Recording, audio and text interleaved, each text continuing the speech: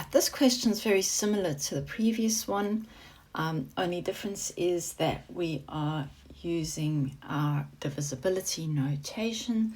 So it's important that you remember that this part of the equation is read. Prove that 2 to the power of 4n plus 1 plus 3 is divisible by 5. Okay, so let's start. We have required to prove that 5 divides 2 to the 4n plus 1 plus 3 for all positive integer values of n. Now that's important. We haven't been given a base value. That means our base case is going to be n equals 1. We need to make this a little bit mathematical for us to understand. So we're going to say, i.e. 2 to the 4n plus 1 plus 3 is going to be 5 times some number m, where m is an integer, okay, for all positive integer values of n.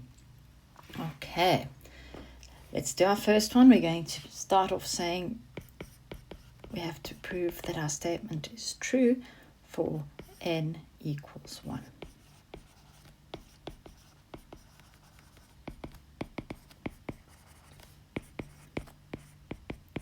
And we have our left-hand side. And that's going to be 2 to the 4 plus 1 plus 3. And 2 to the 5 plus 3. Well, 2 to the 5 is 32 plus 3 is 35. And that's going to be 5 times 7, which is equal to 5m, where m equals 7. So it's equal to my right hand side, and we have got an integer value there.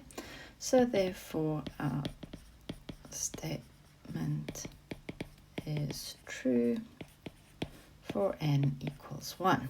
And I can see I'm probably going to run out of space. So before I get anywhere further with that, I'm just going to shrink this a little bit. All right.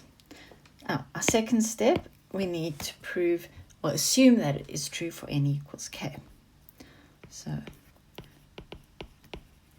assume statement is true for n equals k.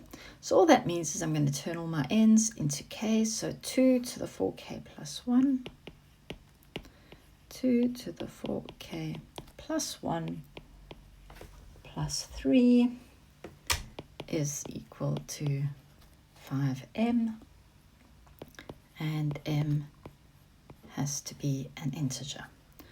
All right, then my next step is I'm required to prove that my statement is true for n equals k plus 1. All right, so now I'm going to put a k plus 1 into every n. So what I have then is 2 to the 4 k plus 1 plus 1 plus 3 is equal to 5p, and I've picked another value because we're not looking at m anymore. It's another number, and then I have to say that p is an integer, and okay, that's where I am with that. And then I'm going to look at my left hand side, and I'm going to say 2 to the 4 k plus 1 plus 1 plus 3, and that gives me 2 to the 4k plus 4 plus 1, okay,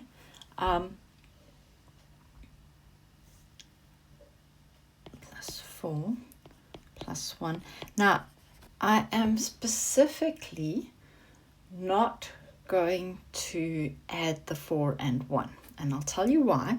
if I go back to my assumption for n equals k, notice that 2 to the 4k plus 1 plus 3 is 5m. So if I can rewrite this little equation to work for me, maybe I can prove it. Okay, now I could also write this statement for n equals k as 2 to the 4k plus 1 is equal to 5m minus 3. Now bear with me. I can rewrite this as 2 to the 4k plus 1 times 2 to the 4 plus 3. So all I've done is I've split my term using my index laws.